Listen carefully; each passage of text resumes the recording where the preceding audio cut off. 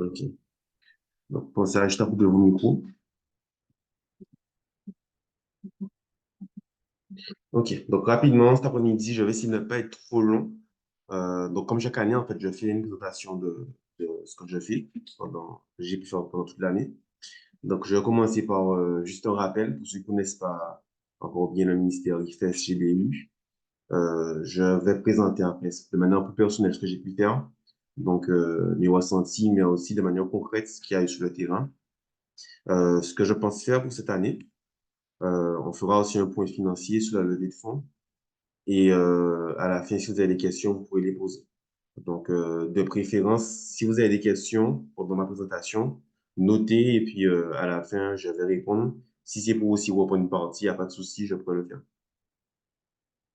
Donc, juste un rappel. Donc, c'est vrai que, alors, je vais juste expliquer un peu rapidement le GBU. Donc, et le CBL, ce sont des groupes bibliques universitaires et clubs bibliques lycéens. Ce sont des groupes en fait qui se retrouvent sous les campus et autour des lycées pour discuter autour de la Bible et de thématiques en fait qui concernent les jeunes. Donc, faire le lien entre leurs études, la foi et aussi les sujets en fait qui concernent la jeunesse. Donc, ça c'est le GBU, le rôle du GBU du CBL. Alors, pour accompagner le GBU, il y a les amis. Et en fait, il y a aussi ce qu'on appelle le mouvement national. Le mouvement national, c'est vraiment l'ensemble. Donc, CBL, GBU, AMI, avec à la tête un conseil administratif et un conseil exécutif. Donc, le conseil exécutif, c'est ceux qui sont sur le terrain pour aider en fait les CBL, GBU de manière en fait claire. Et les amis, ce sont des personnes qui aident en fait de manière ponctuelle. Donc, ça peut être par la prière, ça peut être soutien financier, ça peut être aider pour le covoiturage, mettre en place un événement, accueillir un groupe CBL, GBU, etc. OK? Donc, moi, je parle de ça. Donc, comme j'ai dit, on a le GBU, donc c'est un peu ce qui est au centre. Et on a le mouvement national, donc c'est ce que je viens d'expliquer. Et alors, on a ce qu'on appelle l'IFES maintenant. Donc, l'IFES, c'est l'organisme qui regroupe tous les GBU et tous les mouvements nationaux du monde entier. Donc, pour qu'il y ait un GBU, il faut qu'il y ait aussi un mouvement national. Et en ce sens, l'IFES regroupe tout ça. Donc, dans le monde, il y a plus de 170 pays dans lesquels on a des mouvements nationaux, des GBU, des CBL. Et l'IFES est réparti en 11 régions dans le monde. Et on a ce qu'on appelle la région Caraïbe, donc le CARIFES ou alors l'IFES Caraïbe. C'est une des régions qui regroupe en fait tous les GBU, tous les CPL, et de manière générale, tous les mouvements nationaux en fait de la Caraïbe. Donc, comme vous pouvez le voir sur la photo rapidement, donc, vous avez par exemple l'Amérique du Nord, ça c'est une région, l'Amérique latine, c'est une région, etc., etc. Et nous, en fait, on se situe dans les Caraïbes, c'est la région Caraïbe. Donc, la région Caraïbe, c'est Marc Pulvar qui est à la tête, c'est notre secrétaire régional. On a une vingtaine, en fait, de mouvements qui sont affiliés. Et donc, voilà. Donc, pour coordonner l'équipe Caraïbe, comme j'ai dit, Marc qui est à la tête. Et on a, en fait, toute l'équipe. Donc, dans l'équipe, on a donc Kewin, qui est associé avec de Marc. On a Nicolas et Karina qui sont en charge de la communication. Et il y a moi. Donc, moi, je suis en charge des mouvements francophones. Donc, de manière plus concrète, on a donc la Guadeloupe, la Martinique, la Guyane et Saint-Martin et Haïti. Donc, pour Haïti, c'est un peu particulier parce que eux, ils ont un staff à temps plein, ce que n'ont pas les autres départements. Donc, en ce sens, je suis plus en collaboration avec le staff pour Haïti. Mais pour les autres, c'est moi qui suis staff et qui encadre, qui aide à encadrer en tout cas. Donc, de manière concrète, mes actions reviennent en fait à former, donc tout ce qui est formation, leadership, formation. Alors, la gouvernance, je touche un peu, mais c'est pas forcément moi qui vais le faire. Formation aussi pour encadrer les groupes, donc les staffs, les encadrants. Donc, aussi formation pour les leaders étudiants. Donc, je peux en faire. J'accompagne aussi, j'aide aussi à développer des mouvements. Donc, accompagner pour créer en fait des CBL, des GBU. Et de manière en fait plus générale, en fait, vraiment aider à accompagner à développer les mouvements nationaux.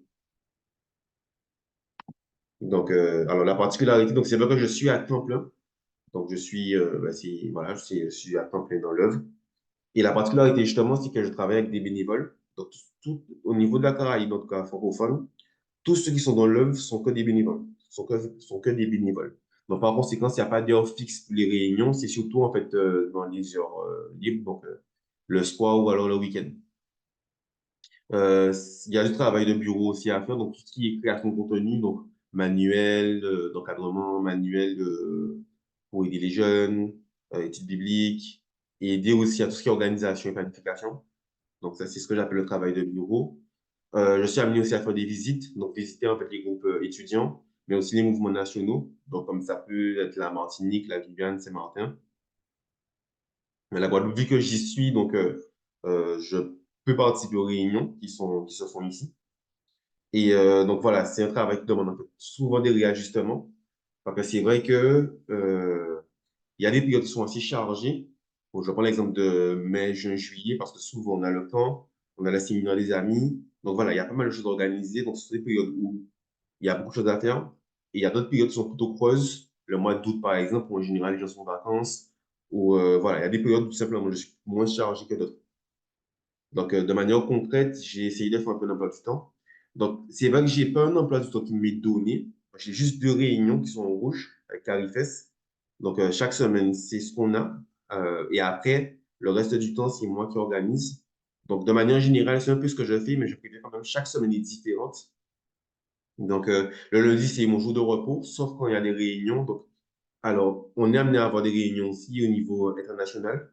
Donc là, on prend des heures et des jours qui arrangent tout le monde. Donc, par conséquent, ça peut arriver que ça tombe le lundi. Donc voilà, le mardi, c'est mon jour plein. Mercredi, jour plein aussi, ou alors que le matin.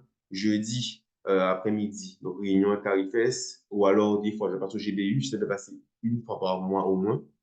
Donc voilà, le vendredi matin, c'est mon temps à part, ce que j'appelle le temps de silence.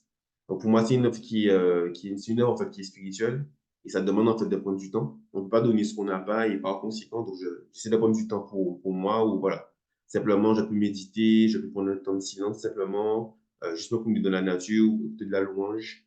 Donc voilà, chaque semaine, ça peut changer. L'idée, c'est vraiment d'avoir un temps à part où je ne prends pas forcément mon jour tout, même si ça peut arriver quand même, mais où je prends juste un temps pour moi avec Dieu, où j'essaie d'être vraiment plus réceptif. Donc voilà. Donc c'est vrai que ça a l'air un peu creux, mais c'est parce qu'en fait, le reste du temps, comme j'ai dit, chaque semaine, ça change en fait. Donc par exemple, le reste du temps, tout ce qui est soir, ça peut être plus des réunions, et le week-end, plus des réunions aussi. Donc chaque semaine, il n'y a pas forcément des réunions tous les jours, mais ça peut arriver que cette semaine, vendredi, il y a une réunion, semaine prochaine, ça sera peut-être mercredi soir et samedi après-midi. Donc voilà, chaque jour, enfin chaque semaine, pardon, ça change. Mais de manière générale, ça demeure en fait de manière générale. Après, ça peut arriver aussi que si on est dans une période qui est plus chargée, le lundi, j'aurai un truc à faire, le mercredi aussi, et du coup, à ce moment-là, je prends vraiment mon temps le samedi. Le samedi, ça va dépendre aussi de ce qu'il y a à faire. Donc, voilà. Donc, juste un peu rapidement pour expliquer un peu comment je fonctionne. Donc, maintenant, effectivement, cette année. Donc, juste un rappel, l'année dernière, j'avais annoncé certaines choses. Donc, justement, j'avais dit justement que je pensais rendre disponible le manuel du leader. Donc, juste pour rappel, ce manuel qui permet en fait aux leaders étudiants de pouvoir en fait être équipés. Donc, il est chargé en fait de conseils, de fiches méthodes, comment encadrer un GB, un groupe, comment animer une réunion, par exemple, comment préparer en fait un partage. Il y a aussi des études bibliques, des méthodes d'études bibliques, la méthode OIA, méthode théâtrale, etc. Donc voilà, donc ce manuel sur lequel j'ai travaillé, et il manquait que la partie design, donc j'avais dit qu'on allait travailler dessus cette année.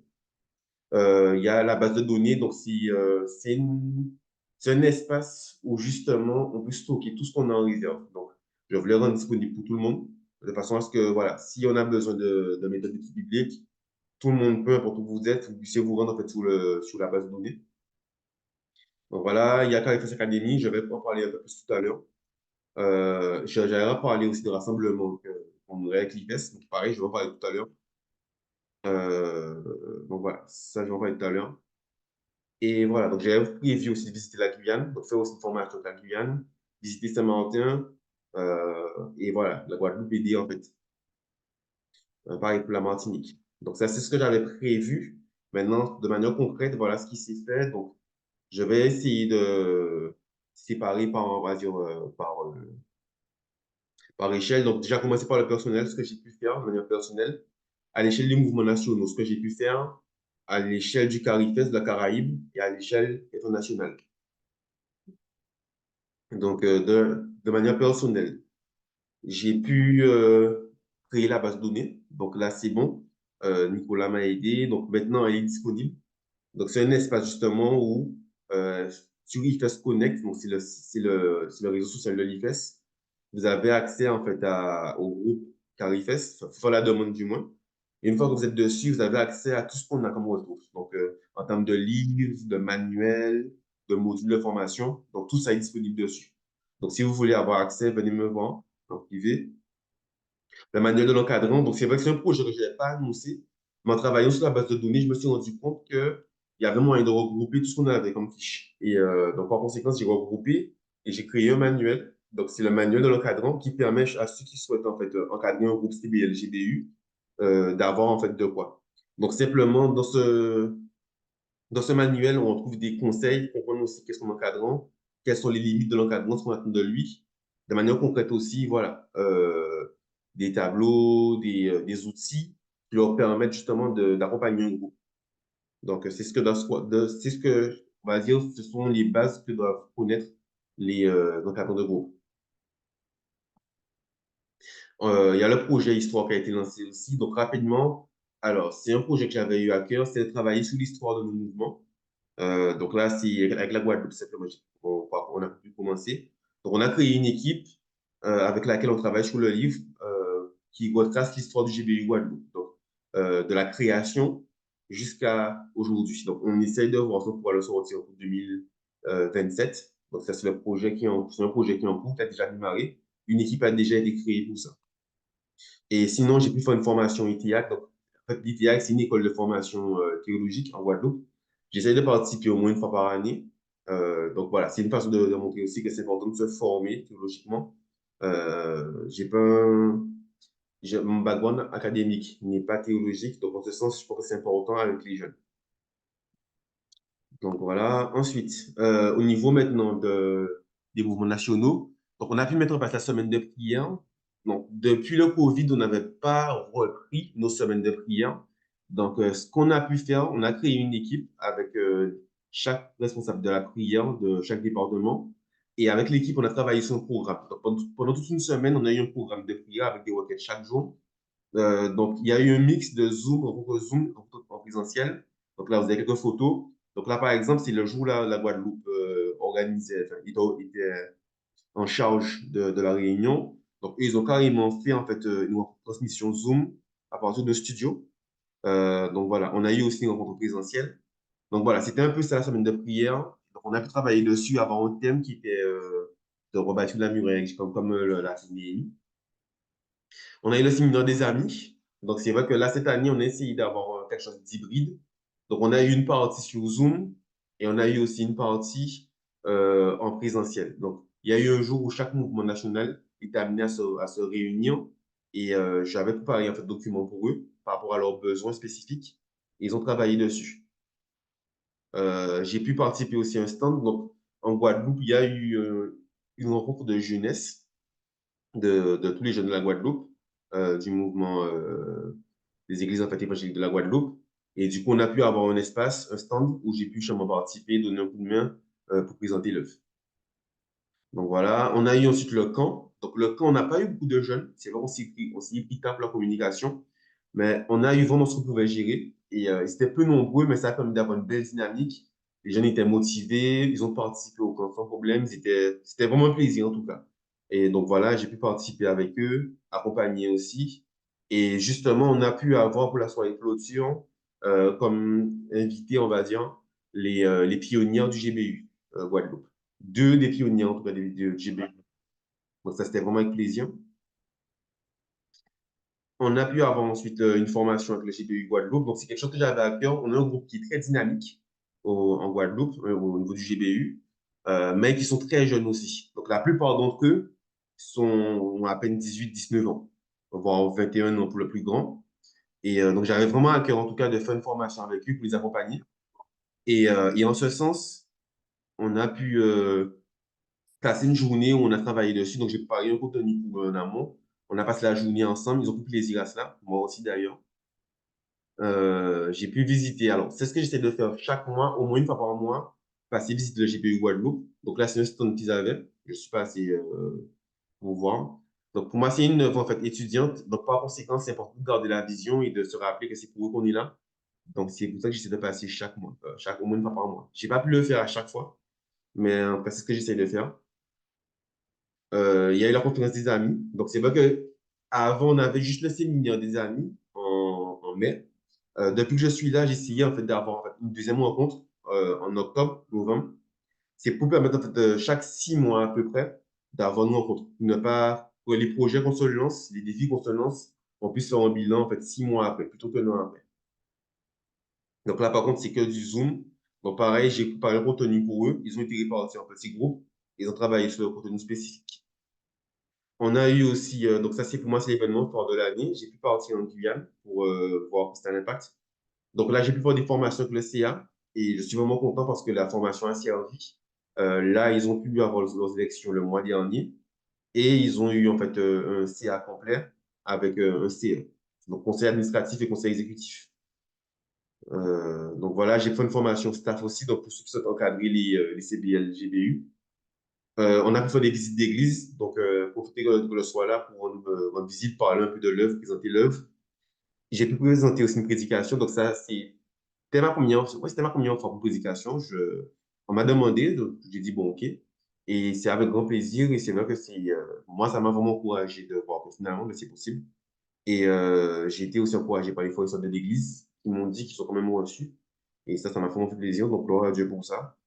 On a pu passer aussi à la radio, la RVLD, pour présenter en fait GBU, CBL, rappeler en fait un peu Christ à l'impact. Donc, c'est une façon en fait de profiter que je sois là pour, voilà, pour lancer vraiment un coup de pouce à l'œuvre. Et voilà, j'ai passé aussi sur le campus. Donc, c'est vrai que c'est quand même intéressant de voir le terrain. On n'a pas encore de GBU sur le campus, c'est vrai. On a eu par le passé. Mais c'est vrai qu'avant de quand même se lancer, c'est important de connaître en fait, le contexte dans lequel ils sont et voir justement qu'est-ce qu'on peut, voilà, qu'est-ce qui est possible. Et sinon, j'ai pu aussi rencontrer des jeunes. Donc, ils n'étaient pas nombreux. Il y avait que 2 jeunes. Mais c'est vrai que voilà, parmi les deux, il y a une qui ne connaissait pas l'œuvre. On a pu lui présenter justement le GBU CBL. Et suite à ça, elle a émis le souhait de rejoindre le groupe. Et d'ailleurs, elle s'est présentée pour Caritas Academy. Je vais en parler tout à l'heure. Donc voilà. Ça c'était au niveau de francophone. Maintenant, de manière générale, au niveau de la Caraïbe, donc on a eu le CIA de l'IFES. Donc ça, c'est quelque chose qui est assez rare, qui est venu dans la Caraïbe. Ils avaient une rencontre à la Jamaïque. Et en ce sens, on a pu organiser un Zoom avec eux, où on a pu parler un peu avec eux, faire des groupes. Euh, donc ça, c'était en février. On a eu là, comme à l'habitude, la retraite Carifest. Donc avec l'équipe Carifest, chaque année, on se voit au moins une fois pour travailler en fait sur le programme pour l'année, pour développer un peu. Donc voilà. Cette année, ça a pu se faire en Martinique, enfin en 2023 plutôt. On a pu lancer Caritas Academy. Donc, c'est une formation pour les leaders étudiants et pour les staffs de la région qui va commencer en avril. Donc, on aura vraiment la présentation en mars, mais de manière concrète, ça commence en avril jusqu'à novembre. Donc, ça sera vraiment pour les étudiants, pour former en fait de futurs leaders et aussi accompagner nos staffs et équiper nos staffs. Donc, voilà, je fais partie de l'équipe de planification, d'organisation. Donc, on a pu créer l'équipe justement, on a pu se voir. Donc, on s'est vu en juin. On s'est revu en janvier. J'ai pas rajouté parce que bon, je parlais surtout de 2023. Mais voilà, donc avec l'équipe, on travaille sur le programme pour avoir justement un programme qui soit assez intéressant pour nos étudiants. Et justement, le fait que je sois là, ça permet aussi de ne pas oublier les francophones depuis la planification. On a eu les 40 jours de prière. Donc là, c'est pareil, c'est un projet qu'on met en place chaque année. C'est 40 jours pendant lesquels on prie pour toute la région. On a eu la soirée de prière. Donc, la journée mondiale de l'étudiant, c'est une journée en fait. C'est 48 heures pendant lesquelles les étudiants du monde entier prient les uns pour les autres. Ils partagent leurs requêtes sur un site.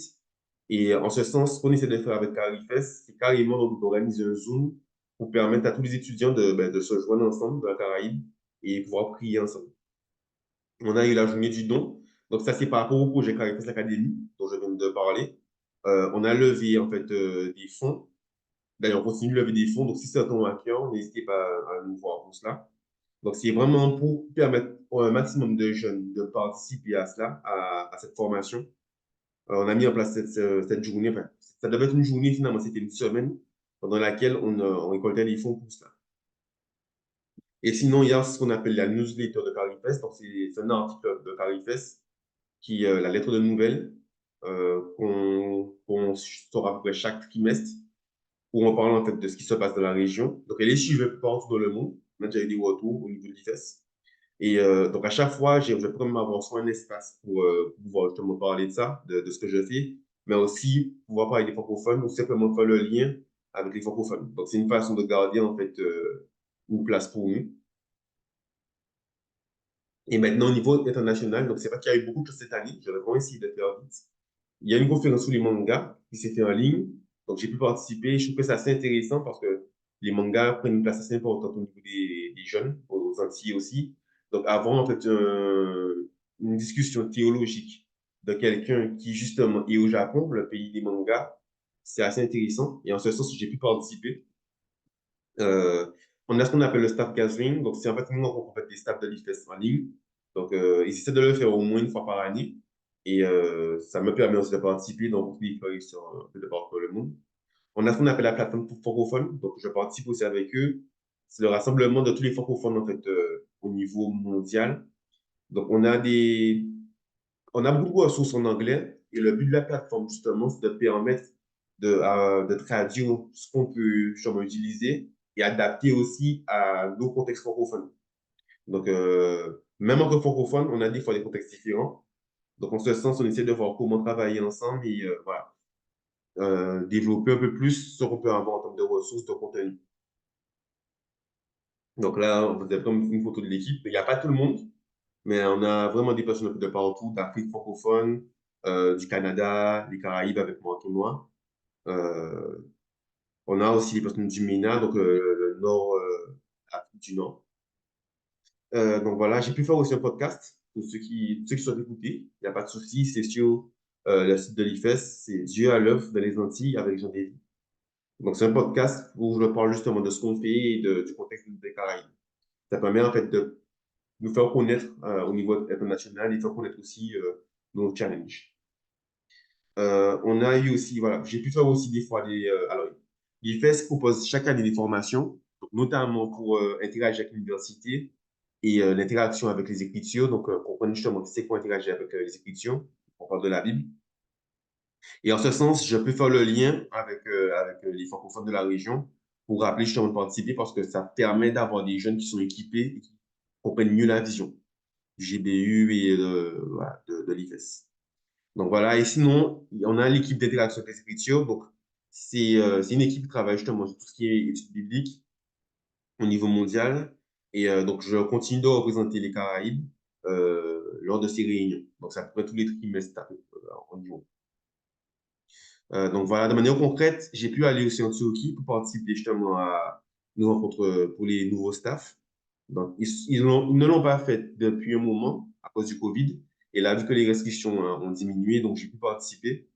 On avait des staffs seniors, donc c'est des staffs en fait de l'IFES qui nous ont vraiment parlé plus en détail de la vision, de revoir en fait quels sont les besoins, mais aussi nous, j'ai envie de dire, nous, voilà, nous briefer, nous équiper aussi et nous conseiller. C'était vraiment un temps béni. Parenthèse, je me rappelle le temps particulier. C'était le dernier soir, on a pu partager la scène ensemble, la communion ensemble. Et à un moment donné, c'était pas prévu. À tour de rôle, on a tous prié ensemble pour remercier Dieu. Et chacun l'a fait dans sa langue maternelle. Donc, on a eu vraiment au moins 9 langues différentes à la suite. Et c'était vraiment touchant, c'était vraiment beau. Alors, Malo, j'ai pas pensé à faire en créole, j'ai fait en français. Et c'est après que j'ai vu le personne faire en français, j'ai dit merci pour faire en créole. Mais bon, c'est pas perdu.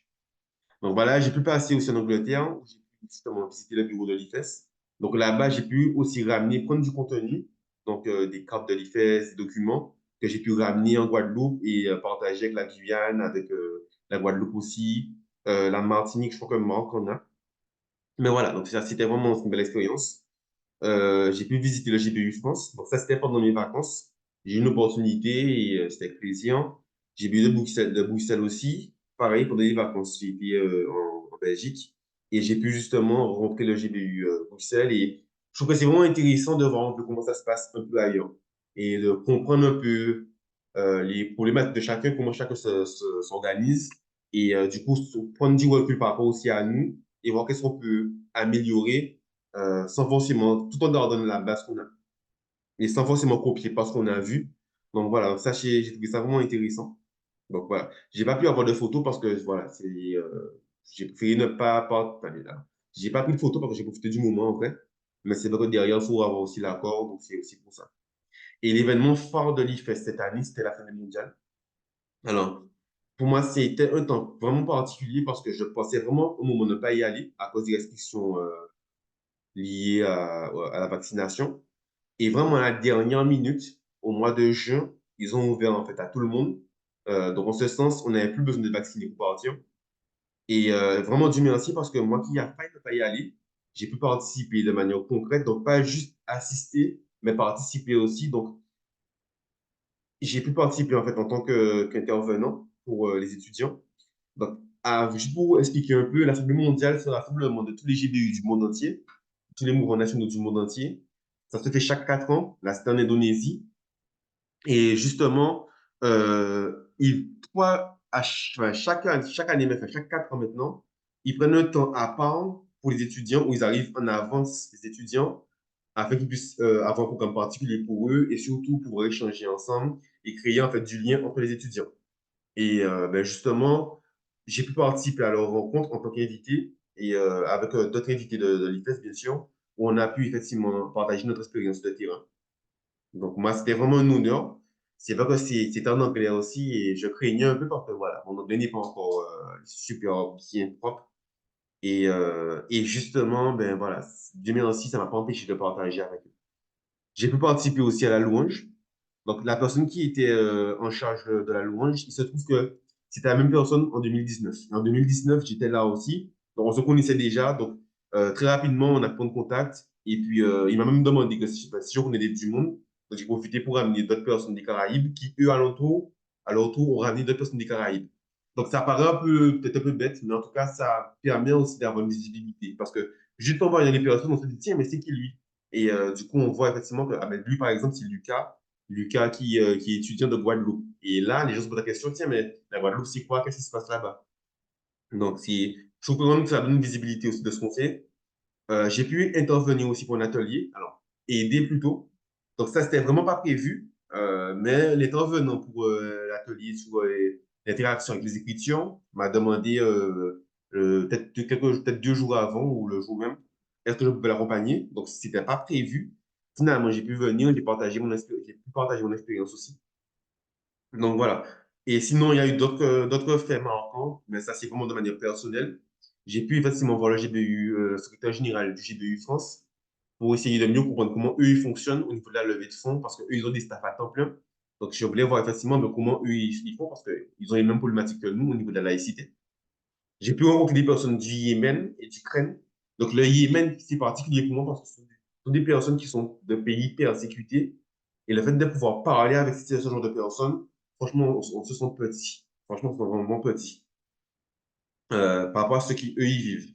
Et surtout par rapport à l'Ukraine maintenant, ça, c'était vraiment pas prévu. On s'est croisé 2 fois dans l'ascenseur avec 2 staffs de l'Ukraine.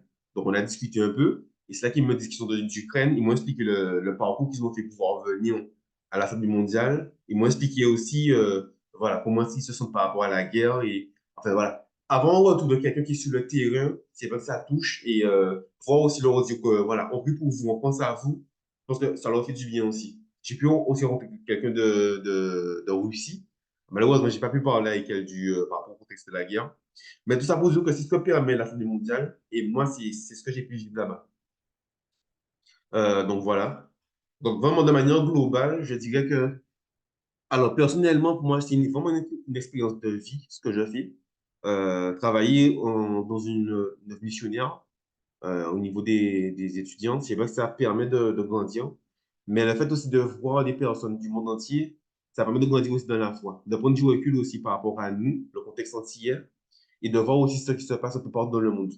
Et ça permet de grandir dans la foi, prendre du recul par rapport à nous, pour ne pas rester juste dans la routine, je dirais. Donc moi, c'est vraiment une expérience de vie. Donc comme vous avez pu voir, j'ai pu vraiment voyager cette année. Et Dieu seul sait comment j'ai ça à cœur, comment j'aime beaucoup voyager. Et Dieu m'a vraiment béni au travers de cela. Donc voilà, je m'organise naturellement. Donc, comme vous avez vu au début, j'ai présenté un peu mon planning. Donc, je l'avais dit au tout début, c'est vrai que lors de mes premières années, j'avais du mal à bien m'organiser. Je stressais un peu parce que j'avais peur de ne pas faire 35 heures de travail, etc., etc. Et là, c'est vrai qu'aujourd'hui, je suis quand même beaucoup plus à l'aise. Je stresse pas pour organiser. Je sais qu'il y a des périodes où il n'y a pas grand-chose. Il y a des périodes qui sont plus chargées. Donc, c'est voir justement comment bien jongler simplement et voilà, comment ne pas aussi, faire attention aussi à ne pas juste être en mode repos à chaque fois. Ça, c'est très important. Et là, cette année, personnellement, je me suis fiancé. Donc, ça, c'est aussi une grâce de Dieu parce que c'est vrai que c'est dans le ministère que j'ai pu rencontrer ma fiancée. Donc, voilà, de manière négative, c'est vrai que j'ai encore des difficultés avec l'anglais. Donc, moi qui suis amené à partager avec des personnes un peu du monde entier, c'est que pour moi, ça, c'est une lacune qui est à combler. Je le dis chaque année, mais c'est vrai que je dois vraiment me mettre dessus. J'ai raté quand même pas mal d'événements, donc notamment en Guadeloupe, mais aussi en Martinique. Tout ce qui est le dîner familial, le CB Noël. Euh, voilà. Il y a des fois, j'étais pas en Guadeloupe, donc ça, pour moi, c'est quand même un peu triste. Mais en même temps, je trouve que c'est positif parce que ça montre aussi que sans que je sois là, les choses se font et ça porte du fruit. Et ça, c'est la vision, en fait. C'est pas qu'une dépend d'une personne, mais que, voilà, là, on continue, les choses se développent. Donc voilà, donc quelques photos quand même, quand j'ai parlé de l'Angleterre, tout ça. Donc là, il y a le Big Ben, la ligne du temps, là où on a ce qu'on appelle le GMT 0. Là, on considère que c'est le temps officiel dans le monde. Donc j'ai pu y être. Bon, là, voilà. La Turquie, quelques photos rapidement. Donc on n'est pas beaucoup sorti en Turquie parce que c'était surtout pour la formation. Mais on a pu quand même voir le paysage. On a pu voir aussi les différents thés. Et là-bas, par contre, dans la rue, on voit que vous êtes touriste. On vous propose du thé tout de suite. Et c'est avec plaisir, en tout cas, qu'on a pu voir un peu du paysage. C'était vraiment magnifique. Et l'Indonésie aussi, donc pareil, c'est la fête mondiale, donc on n'a pas pu vraiment se promener dans tout le pays. Comme moi, enfin voilà, on est vraiment resté sur le site, enfin, je suis vraiment resté sur le site souvent. Mais quand même, il y a un jour où j'ai pu sortir pour la sortie d'exposition.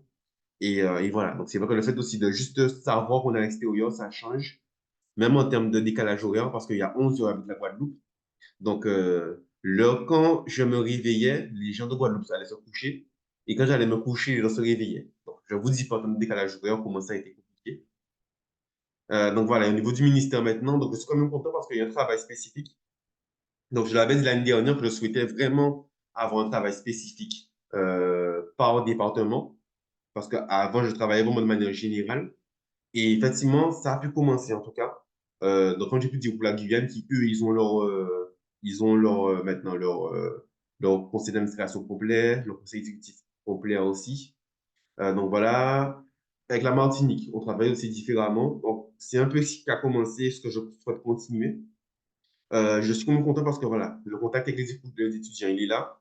Que ce soit en Guadeloupe, en Martinique, Saint-Martin, beaucoup moins. Mais la Guyane aussi, je peux échanger avec les étudiants sans problème. J'arrive à garder contact avec eux et ça, c'est important. Au niveau de l'équipe Carifest, il y a vraiment une très bonne dynamique. On se considère pas comme des collègues, même si c'est le cas, mais plus comme des amis, des frères et sœurs.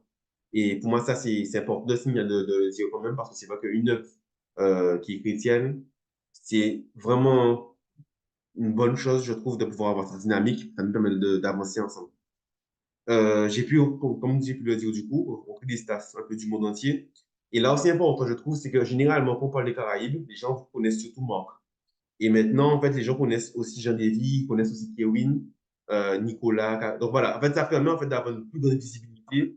Et au niveau des francophones aussi, ben voilà, le fait que je sois présent, ça permet qu'on voit qu'il y a des mouvements francophones dans la Caraïbe francophone. Et sinon, de manière aussi mondiale, j'ai une meilleure compréhension de l'ITES, donc de la structure interne, donc c'est pas forcément facile à comprendre, mais maintenant, j'arrive à vraiment comprendre la structure interne. Donc voilà, donc malheureusement, j'ai pas pu visiter Saint-Valentin, comme vous avez pu voir. J'avais annoncé que je le souhaitais, mais j'ai pas pu le faire. Euh, j'ai pas pu rendre disponible aussi comme je souhaitais les projets. Donc par exemple, la base de données que j'ai mentionnée, là où pour moi il y a un bémol quand même, c'est que elle existe, mais je peux compter le nombre de personnes qui ont accès. Donc là, j'ai quand même à cœur de voir comment plus développer. Quand j'arrive à créer des projets, mais c'est ce qui m'embête un peu, parce que des fois, j'ai l'impression effectivement qu'ils sont pas assez accessibles. Et donc, sinon, changement d'attente, c'est tout simplement que on arrive à trouver des besoins avec chaque Christian Impact. Mais en fait, c'est pas partout que les choses commencent à changer. Et donc, c'est en cours. J'aurais souhaité que ça aille beaucoup plus vite. Mais après, voilà, on fait comme on peut avec ce qu'on a et on essaie de développer. Donc voilà, donc ça c'est vraiment tout ce que je souhaitais présenter. Maintenant pour 2024, ce que je vais vous présenter. Donc, alors, certains vont peut-être être tristes, mais je l'annonce quand même déjà. Ça sera sûrement ma dernière année. Je pense arrêter en juin 2025. Alors, quand même, je tiens à le mentionner, c'est pas parce que je me marie, parce que souvent on fait le lien avec les gens se marient, ils partent. C'était déjà en fait quelque chose que j'avais à cœur. Je savais depuis le début que je ne serais pas là pour longtemps. Et voilà, j'ai un projet pour septembre 2025. Et en ce sens, je pense arrêter en juin 2025. Euh, donc voilà, ce que j'ai à cœur quand même de voir avant de partir, c'est des mouvements qui sont stables. Donc, c'est-à-dire une gouvernance claire pour tous les cristals impact. Euh, on va des cristals impact qui soient autonomes, de même que pour le GPU, enfin pour Haïti aussi. Une vision en fait évolutive dans le temps. Donc, c'est-à-dire avoir des mouvements en fait qui font pas des choses par habitude ou bien juste parce qu'il faut les faire, ou bien juste qu'il y a une opportunité là, mais qui vraiment planifient dans le temps.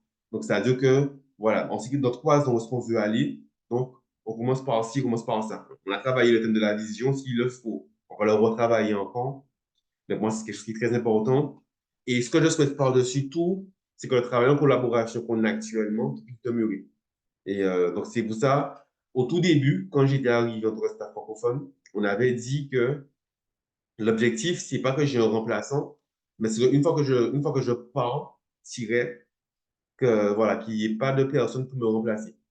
Parce que, en fait, mon but, c'est d'aider, en fait, à développer des mouvements pour avoir, en fait, des staffs, avoir aussi des secrétaires généraux. Donc, pour moi, si on a un secrétaire général par département, ça sera déjà une victoire. Et après, ça sera à vous de développer. Donc, j'ai quand même des projets pour cette année. Donc, de manière personnelle, je souhaite quand même avoir une meilleure communication sur ce que je fais, donc particulièrement pour les projets, donc les rendre plus accessibles. Donc, j'ai parlé du manuel de l'encadrant, j'ai parlé de la manuel du leader. Alors, malheureusement, on n'a pas pu travailler sur le design comme j'avais souhaité, parce que d'autres projets sont passés en avant. Mais ça, c'est quelque chose qu'on va développer cette année, si Dieu voulant. Il y a la base de données, comme j'avais dit. Euh, donc, c'est ça. Donc, voilà, j'ai déjà dit. Et le projet Histoire, donc voilà, moi, je compte travailler dessus aussi cette année avec l'équipe. Au niveau des mouvements nationaux maintenant, pour moi, ce qui est important, c'est qu'on puisse travailler pour avoir une gouvernance claire pour chaque mouvement national. Avant, ce qui est en général en Martinique. Mais voilà, j'ai précisé Martinique parce que la Guyane, maintenant, ils en ont un. Mais la Guadeloupe aussi, ils en ont un, mais je souhaite aussi qu'on puisse travailler aussi dessus pour voir comment travailler de manière plus efficace avec les secrétaires généraux. Ce que j'aurais vraiment souhaité, c'est que je sois directement en lien avec les secrétaires généraux qui fassent en fait le lien avec les mouvements nationaux, de manière à ce qu'après, ils puissent tout simplement se développer seuls. Et j'ai aussi à cœur d'avoir un plus grand focus sur Saint-Martin. Donc là, cette année, vraiment m'y rendre et voir comment développer plus Saint-Martin. Et bien sûr, il y a le camp 2024 sur lequel je souhaite continuer à aider à travailler. Donc, au niveau même de la Caraïbe, Caraïbes Academy, ça c'est notre projet pour cette année. Je suis en plein dedans. Donc, ne serait-ce que ça, c'est déjà beaucoup. Et aussi la lettre de nouvelles. Donc, cette année, on aura vraiment un espace francophone. Donc, on traduit la base de la lettre de nouvelles en général. On arrive des fois à avoir un article sur les francophones. Mais là, on aura vraiment un espace, une zone francophone. Donc, c'est une zone où il y aura un espace pour moi, pour partager un peu ce que je vis, ce que je fais, etc. Mais aussi pour les francophones, comment les choses avancent. Donc, je souhaite vraiment qu'on puisse utiliser cette fenêtre qui nous est offerte, parce qu'elle est ouverte non seulement sur la Caraïbe, mais aussi sur le reste du monde pour voir comment on peut justement travailler la communication. Et enfin, au niveau de l'IFES, donc, continuer à aider pour la plateforme francophone et continuer en fait à aider pour l'interaction avec les écritures.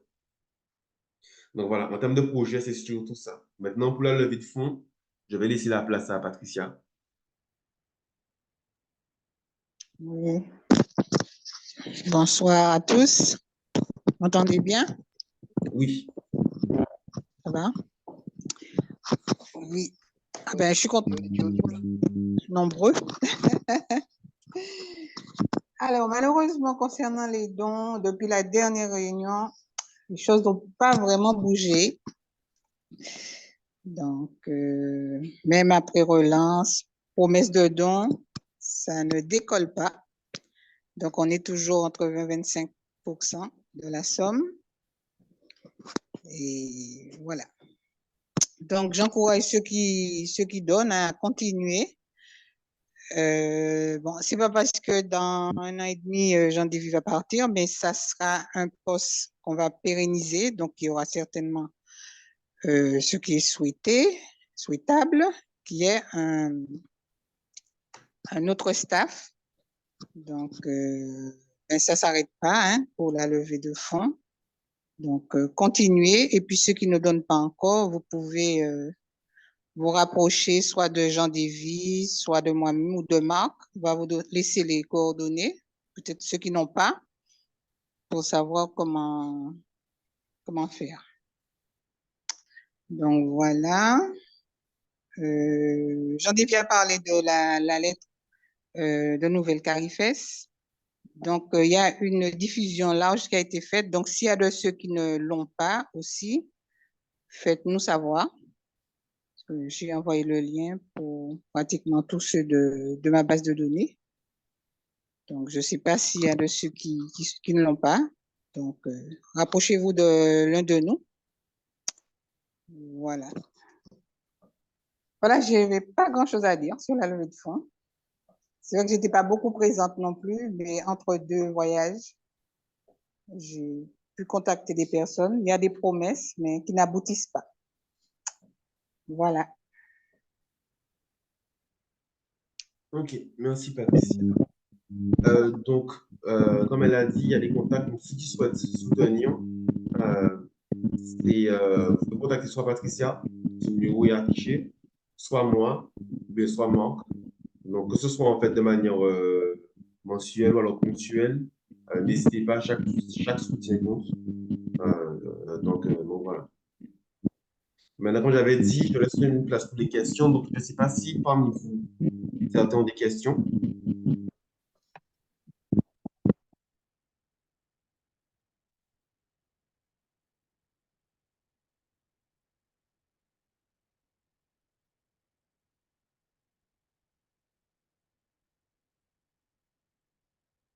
Pas de questions? Si. Enfin, moi, j'ai une question plus sur ton ressenti sur le développement à la fois des GBL et des GBU. Quelle est l'île où il y a un développement qui est relativement équilibré? Est-ce qu'il y a un département qui a un mouvement GBL aussi actif que le GBU?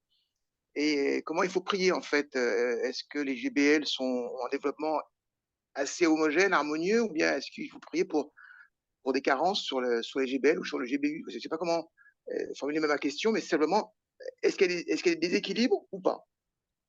Ok. Alors, c'est vrai que par île, les besoins sont vraiment différents. Donc, par rapport à ta réponse, je dirais surtout la Martinique qui se développe bien. En Martinique, ils ont maintenant le GBU et ils ont 3 CBL, ou bien 4 si je ne me trompe pas. Nicolas pourra préciser. Mais en tout cas, voilà, en Martinique, c'est vrai qu'il y a une belle reprise des groupes. Mais à contrario, en fait, au niveau de Cristal Impact, au niveau du CA et du CE, il y a un gros travail à faire pour restructurer. Donc, en termes de groupe, je dirais que c'est surtout la Martinique, mais il y a des besoins en fait autres. Après, bon, pour la Guadeloupe, ils ont un GBU, mais c'est vrai qu'ils ont du mal en fait à développer plus, pour avoir plus de groupes. Pareil, il y a un besoin aussi au niveau de la gouvernance. La Guyane, eux, la gouvernance est claire maintenant. Ils ont un GBU, ils ont un CBL, si je ne me trompe pas. Si je dis une bêtise, si vous me corrige, Michel. Et donc voilà, donc maintenant ils veulent développer. Donc voici un peu les choses. Pour Saint-Martin maintenant, alors le CBL a fermé. Ils ont eu pas mal de difficultés. Donc là, le groupe pourra commencer à se réunir, juste l'encadrant. Et je pense qu'ils vont essayer de repartir pour les CBL l'année prochaine. D'accord. Donc, en termes de besoin de prière, la Guadeloupe, c'est pour avoir une structure qui soit plus claire, plus stable. Il manque vraiment des bénévoles en Guadeloupe. Donc, plus on peut avoir de bénévoles, plus on pourra avoir des personnes pour pouvoir lancer des groupes. En Martinique, maintenant, c'est pour une structure aussi qui soit stable, parce que c'est vrai qu'on a des groupes, mais s'il n'y a pas de structure stable, des personnes sur le long terme, les groupes peuvent facilement disparaître. La Guyane, ils ont une structure stable, maintenant, c'est pour vraiment développer. Donc, voilà, ils ont aussi une formation aussi pour l'encadrement. Donc, maintenant, c'est que, voilà, moi, c'est prier pour qu'ils puissent vraiment se développer, voir comment, va trouver des personnes pour accueillir les CBL, et trouver des volontaires aussi pour pouvoir accompagner.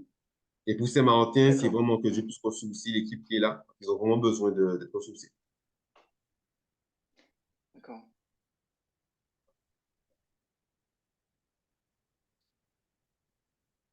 Bon. Donc, voilà, je sais pas si tu as d'autres questions, mais si Thierry, tu veux que je précise plus. Non, non, c'est bien. Le deuxième aspect, bon, c'est très bien que tu es informé de ton départ à terme, mais en clair, il y a quand même des chantiers qui ont été ouverts. Et je pense que la qualité de ton travail, elle va dépendre aussi de la transmission, Mhm. de la documentation, de tout travail de traçage, de ce que tu as fait, de ce que tu fais, de ce qui reste à faire.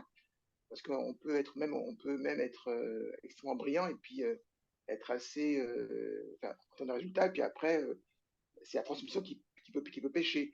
Qu'est-ce que tu mets en place pour partir du principe que nul n'est indispensable, hein, nul n'est indispensable, mais quand même, il y a quand même une nécessité, c'est de transmettre. Et c'est quoi ta boîte à outils pour transmettre ce que tu as fait, pour garder une mémoire, en fait, voilà, c'est ça. OK. Alors, au niveau de la transmission, donc ce que j'ai, alors pour moi justement, le manuel du leader, le manuel de l'encadrant, ça c'est déjà quelque chose que je transmets. Parce que justement, c'est vrai qu'on n'avait pas encore de manuel à ce niveau, on avait des fiches ressources. Et donc, pour moi, au lieu d'avoir reparti aussi de la formation depuis enfin, à zéro, j'essaie vraiment de le rendre disponible. Donc, tout ce que j'ai fait en termes de contenu, je l'ai mis sous la base de données dont j'ai parlé. Et là, maintenant, pour moi, cette année, mon plus gros travail, ce sera de rendre disponible justement la base de données à tous les mouvements, de façon à ce qu'ils puissent tous sans problème avoir accès à cela, pour que tout le travail, en tout cas, les PowerPoint, tout ce que j'ai pu faire, il faudrait que je rajoute aussi dessus, qu'ils aient accès en termes de contenu. Maintenant, c'est vrai que ça, c'est ma réflexion, c'est comment ne pas perdre cette visibilité qu'on arrive à avoir. Donc, c'est vrai que, comme j'ai pu le dire, j'ai pu avoir des contacts au niveau du GPS, avoir des contacts voilà, Carifest, etc., qui fait quand même qu'il y a une visibilité qu'on a actuellement. Et ça, honnêtement, c'est ma réflexion, pour voir comment garder une visibilité, même si je ne serai plus là. Donc, honnêtement, je n'ai pas encore la réponse. Je pense que la lettre de nouvelles peut être un outil, parce que c'est vrai qu'on aura un espace qui nous sera donné, et ça sera vraiment de passer, en fait, de Jean Lévy à les francophones font. Donc, ça sera vraiment, peut-être, je pense, l'objectif. Euh, et sinon, au niveau des mouvements nationaux, donc pour moi, ce qui est important, c'est de stabiliser. Donc là, ce que j'ai à cœur aussi, en vrai, c'est d'avoir vraiment un secrétaire général par département avec qui je travaille, de façon à ce que comme moi je pars, chaque mouvement, en fait, un secrétaire général qui est quand même stable, qui peut y accompagner, en fait, et voilà. En tout cas, moi, l'idée, c'est vraiment de leur transmettre à eux pour que eux ensuite puissent voir, en fait, sur leur terrain, de manière concrète, ce qu'ils peuvent faire. D'accord. Mais au niveau des structures de gestion sur place, Martinique, Guadeloupe, Guyane, est-ce qu'on a quand même quelques amis qui ont un niveau d'anglais qui peut t'aider à faire ce travail, quelque part, un peu de transmission et de mettre un lien, passer du temps avec toi pour gérer les contacts ou gérer les éventuels, je sais pas moi, comment tu. Parce que tu as ce souci de maintien de la visibilité, mais ça suppose aussi qu'il faut travailler je dirais en binôme, en fait, quelque part, pendant un temps. Parce que je pense que là, ça peut être est-ce que c'est possible, c'est faisable, avec quelques amis localement qui ont la fibre un petit peu internationale, qui parlent peut-être mieux qu'anglais que toi, je sais pas, mais comment tu vois le challenge pour être relevé, quoi. Alors, c'est vrai que ton idée, elle est très bonne. Maintenant, la seule difficulté, justement, c'est que pour l'instant, ben, comme j'expliquais, en fait, on travaille, enfin, on a que des bénévoles. Et ça, pour moi, ça, c'est une carence. Parce que le fait d'avoir que des bénévoles, les gens sont plus disponibles, en fait, le soir ou le week-end. Et D'accord. avec l'IFES en général, les réunions, c'est le matin, le midi, voilà. On a rarement des réunions l'après-midi. Donc, pour moi, le problème, en fait, ce sera surtout au niveau de la disponibilité, avoir des personnes qui seraient disponibles, en fait, le matin. Sachant que les réunions, c'est pas tout le temps et c'est vraiment quand ça permet en fait, ce qu'on peut avoir du monde, en fait, enfin, le maximum de personnes par autre. Donc, c'est vrai que, par exemple, pour la plateforme francophone, en général, qu'on se voit, c'est à 9h. Et en général, à 9h du matin, tout le monde est au travail.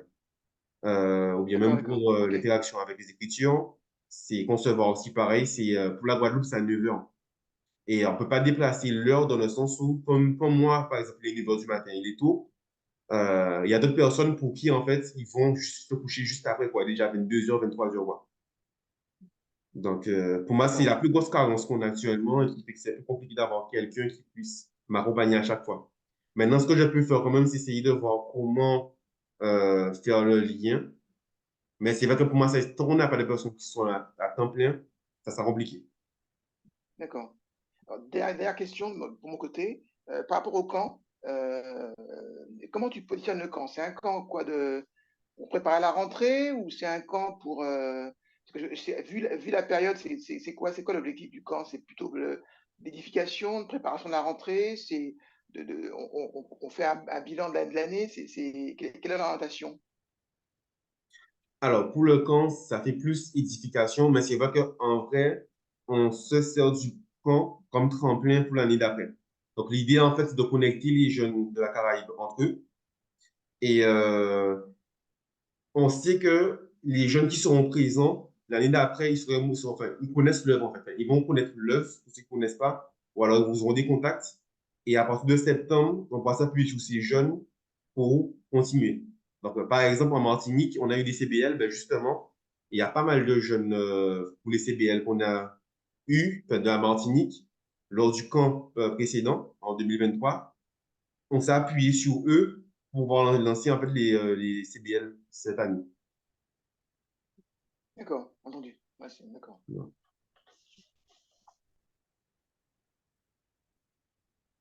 Ok. Je ne sais pas s'il y a d'autres questions.